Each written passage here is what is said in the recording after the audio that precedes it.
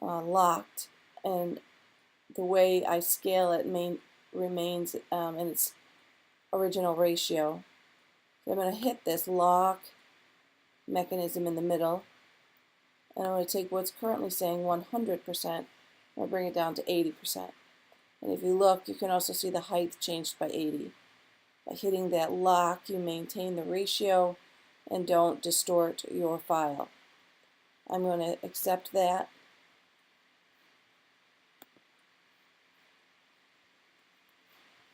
Now I'm going to go to my new piece, which also has to be rescaled.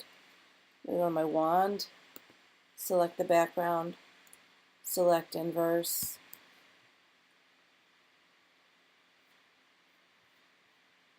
edit, transform. I can hit again and it'll do the same setting. So it automatically went down by 20 because that was exactly what I had set. So rescale again gives you that option. So I'm going to move this so it lines up. I'm going to zoom in so I can see that it lines up.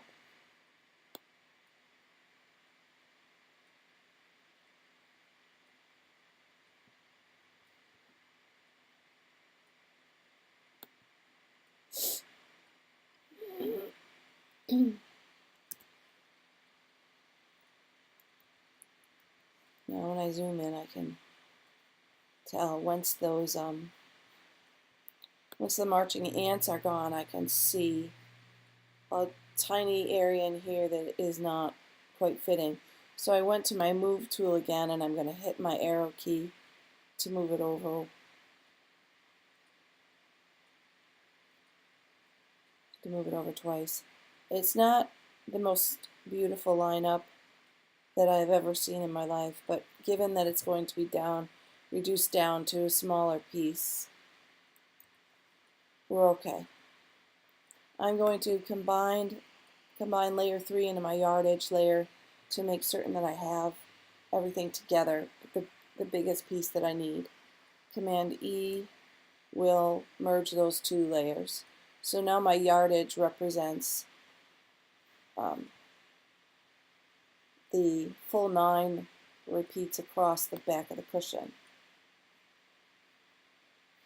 And I've got the yardage selected, and I can see right now that if I'm going to put 9 across here, probably I'm okay. I'm within the ballpark. So the trick now is to set up your fabric so that it is oriented in the manner of the chair itself. The chair, we're not getting a straight on view. We have angles that are putting this into perspective. So we have vanishing points and definitely some angularity to the light source. We can see that we're looking at a three-dimensional object. So now we have to make what our two-dimensional design look as though it's sitting on that three-dimensional object, which is going to modify those angles. So what I did on Wednesday was to put my background in. I don't wish for that to be selected.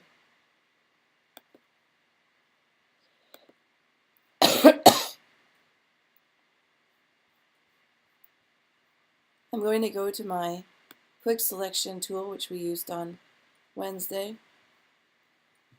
and I'm going to start from this back cushion, and I'm going to try to isolate just the back cushion of my chair.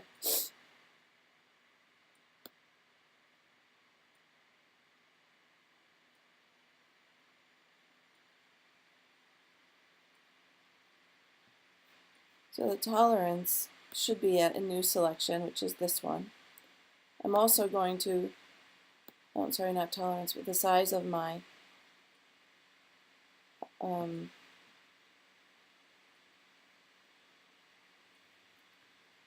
The size of my brush could be a little smaller. I'd like it to be round again. It was oblong because of the earlier selection I was making. So now that I have it on new selection, let's see if I do any better with isolating just the background. Still jumping a bit. I'm hitting my Alt key as I go over this area, so that means I take away this armrest section from the back of the back cushion selection. I'd also like this to not be included in the selection.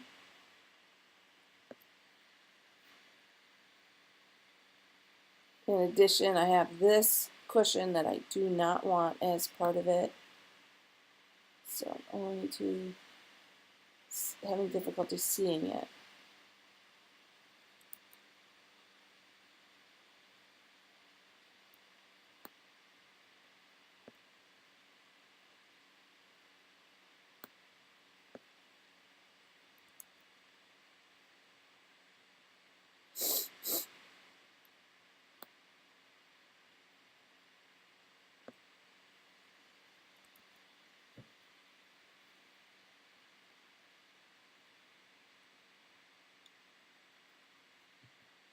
I might just leave this like this, and then move to my lasso tool and just make that last selection.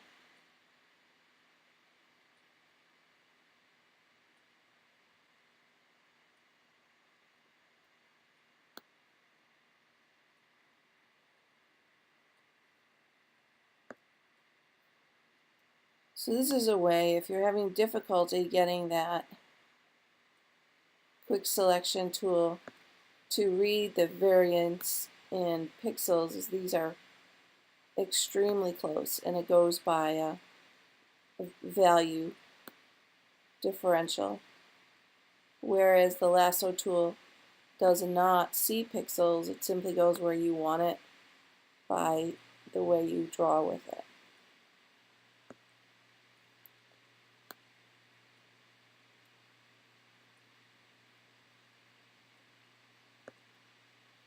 So if there are any areas that you don't particularly like, this one,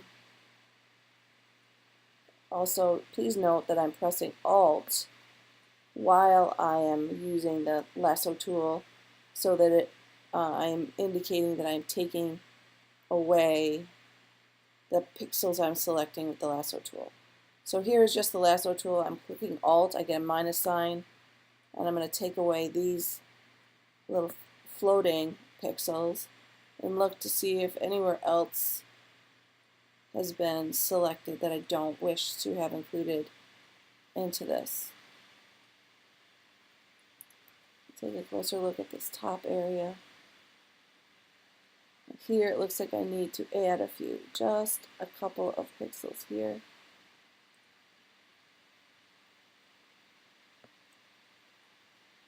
So that's I'm holding down the Shift key when I do that. This I might have to repair later, but for right now, what I wanted to do was to get a template selection of the front of that back cushion. I'm going to go back into here. I'm going to say Save Selection while it's still there. While it's still selected is what I wish to say. Front of back cushion. Okay. We're going to start using our yardage now. Every time I go to use my yardage, what I need to remember to do is to duplicate the layer, because I'm going to be cutting up each time. I'm going to be changing it. And I need to keep a master of my yardage layer. So I'm going to keep this as my master yardage, and this is yardage copy 3. And it's the full area. It doesn't show up because currently it's underneath the background layer and underneath the chair layer. So I'm going to bring it on top of the chair. I'm going to bring the transparency down. Right now it's at 100. I'll bring it down to about 40. Should work.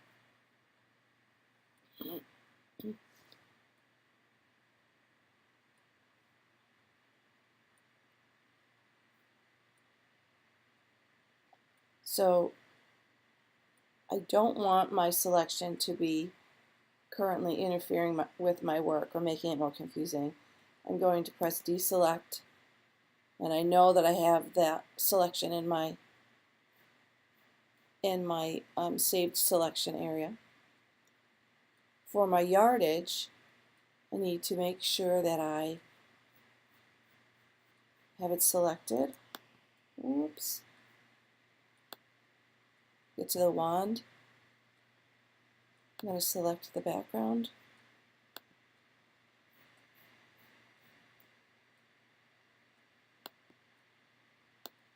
I have to bring it to 100% apparently before I can. I'm not sure what's going on here.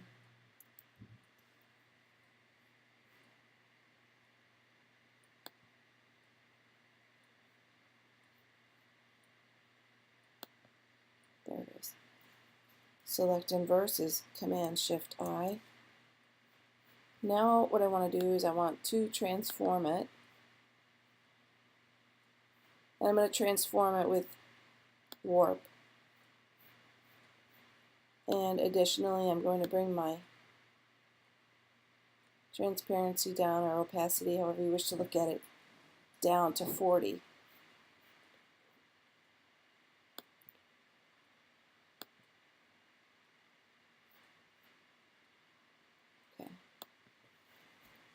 Okay.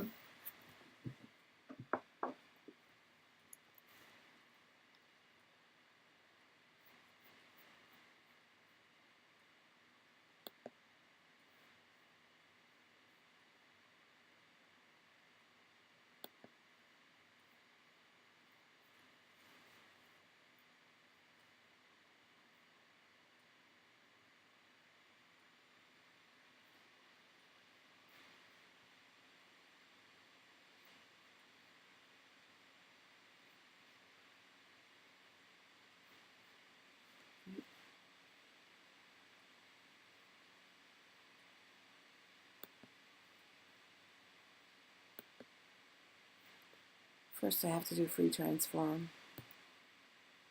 in order to get those horizontal lines in my pattern to be falling in the same angle as the top of the chair.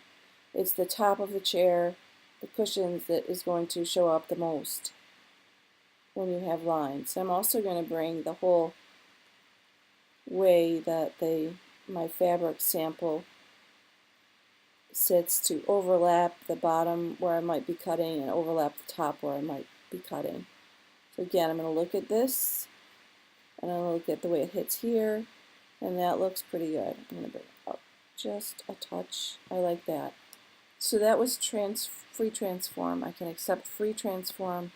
Now I'm going to go to transform warp. This is where we start to pull the angles. The first move I tend to make is to start rounding from the top left. I know that this is a cushion that has a rounded quality to it. It is not flat. So I start there, try to set up an overall curvature to the way that cushion would move. And what that does is automatically it starts to pull the alignment of the others along with it. It only works for a little distance because now you can see it's pretty straight over here. It dissipates as it goes along. So I'm going to move this one over a little bit too, and that pushes it further.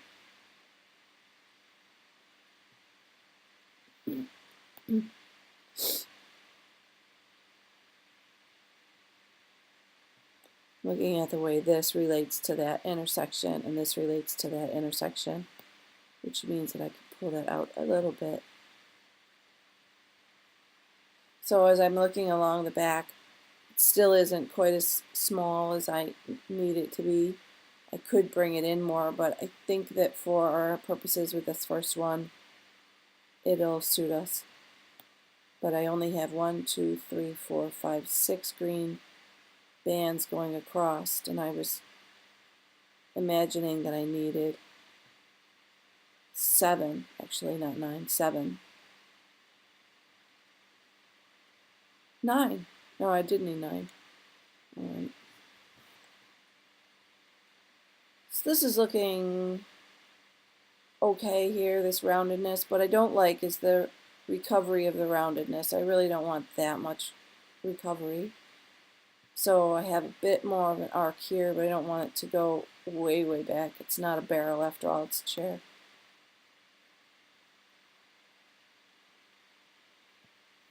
Now what I'm noticing is that this angle that I had up at the top, where the chair angle matches this band in the plaid angle, down here it's getting flat again. It's getting kind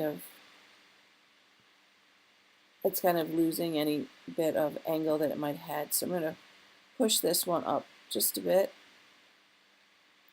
Try to keep these parallel so it doesn't become distorted.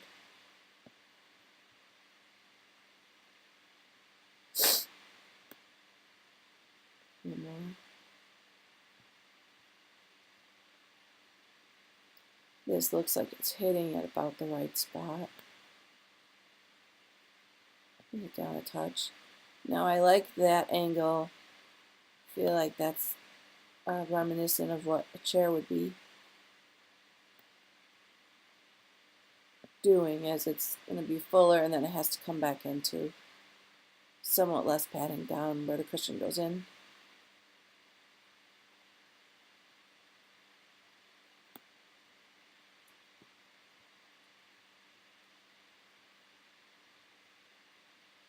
I'm pretty happy with that section. I'm going to accept. So now I have to cut out this shape. I will go up to select, go down to load selection,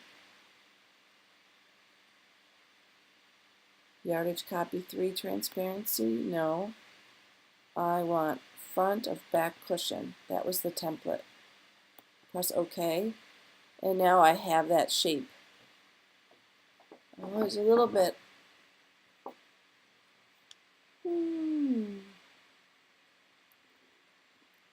A little bit more than needs to be going on up here.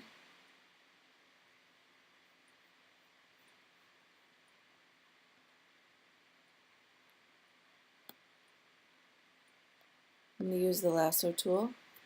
I'm going to press shift. There's too many pixels up here. There's some confusion, and I just want a clear line. So I'm going to do that, and it got rid of all of those problems.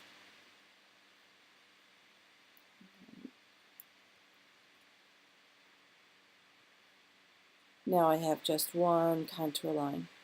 Now if I want to cut away the fabric that's on the outside of the cushion, what I need to remember is that right now the selection that's loaded is of the cushion. So if I were to delete this right now, I would lose the cushion. I don't want to lose the cushion. I want to maintain the cushion. I want to lose the outside of the cushion. So I'm going to go to select, inverse, and that will select all of the extra fabric around the outside of the cushion, which is what I want. And you can tell you've got select inverse by seeing those marching ants along the perimeter of the canvas. So I'm going to hit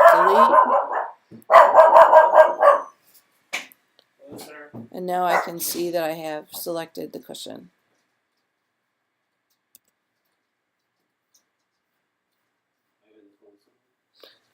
No, I'm doing my video for my class. It's alright. Apparently he just it was a walk-on. Now if I bring the transparency down and the opacity up, I can see how that actually looks on that cushion, and it seems as though the fabric is moving along the contour of that cushion. And if we really want to compare it, we can open up what that flat yardage looks like and see how it moves right straight across, whereas ours is moving at a nice angle. So that's one. The thing to consider with this is that each different value of white is a different plane that you have to work along. This first cushion was at a slight diagonal, but it's not as dramatic as the diagonal that you'll have on your armrest or on the side. So what I'll do now is I'll go back to my white chair and I'll select another area from which to make a template. If we were to look at this as a box in space, this cushion, we would see that it has a depth of 3, probably more like 4 inches. Right here it reads as something like 1/4 of an inch. So that means is we have 4 inches of fabric that has to be represented here in 1/4 of an inch area, which is why we have to skew it utilizing the warp tool. I'm going to zoom into that space.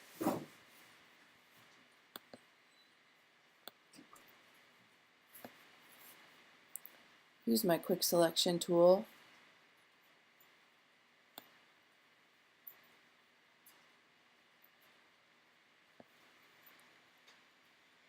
Press Alt. Get rid of that back piece. And that's a fairly good selection. Again, if I want to modify it, I go to my lasso tool. Press Shift to get that plus sign. And I might want to just add that little bit. That makes it more accurate. This little bit. So I can see now that it's a good representation of that area. However, I don't like this jog. So I'm going to soften that. Makes it less dramatic. I will go up to Select, Save Selection, Side of Back Cushion.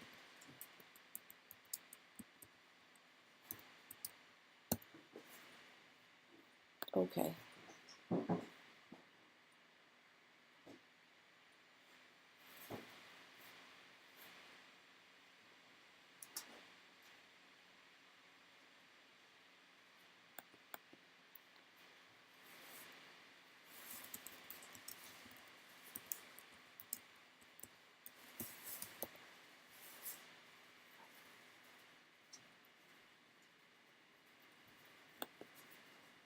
I'm getting ready to cut another section, so that means I have to duplicate my yardage layer.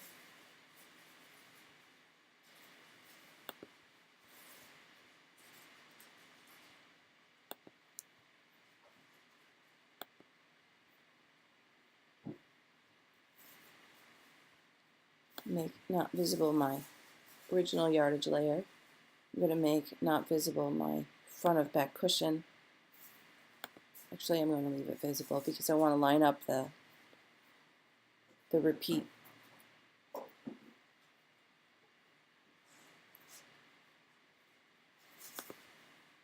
I'm going to bring down its opacity a bit. And I'm going to bring down the opacity of the one I'm cutting quite a bit, down to 40.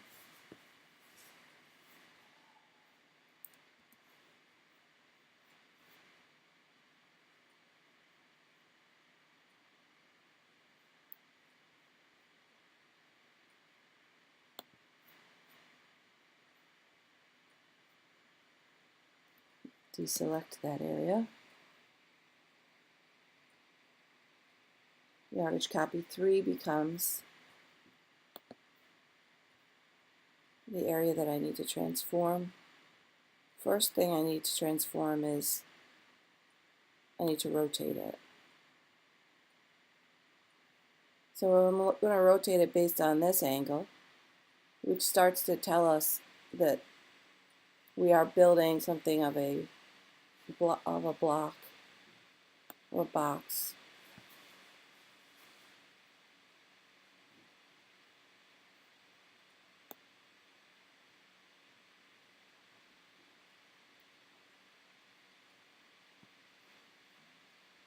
I do need to bring this up in front of, can't do it yet.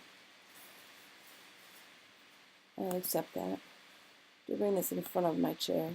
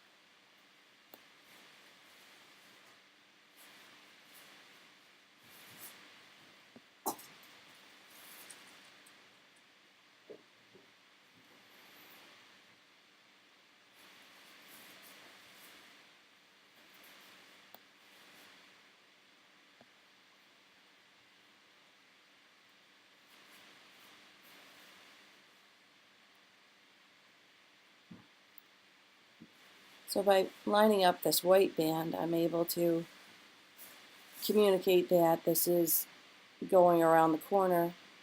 It's going down at a dramatic angle, and we have to figure out how to get this, which we can by bringing this in or condensing it.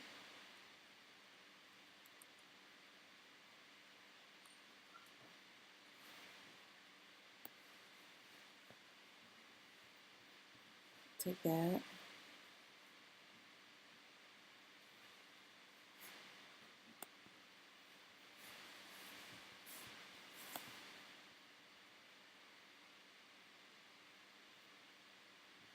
Go to warp.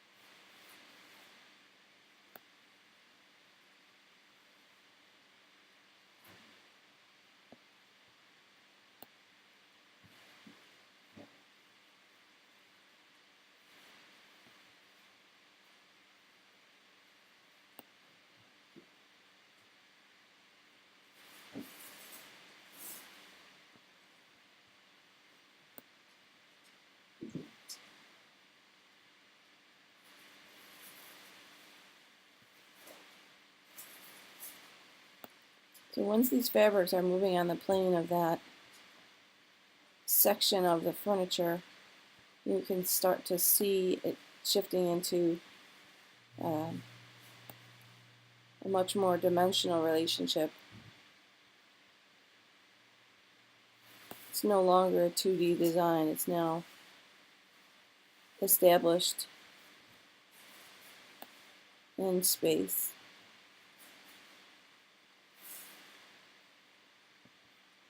As form.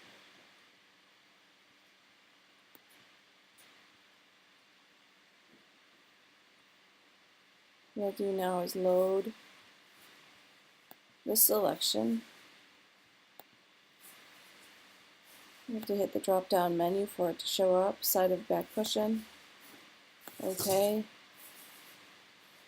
Command Shift I is select inverse or go to the select tool. Delete.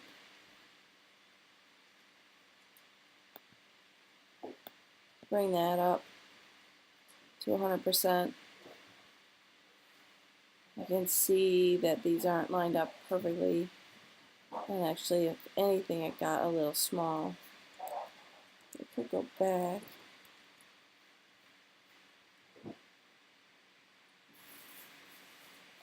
I could try to transform that a little bit. When I don't do that, I'm going to edit, transform the scale. And I'm just going to change the height to 100 and 105%. I'm going to keep hitting my up button.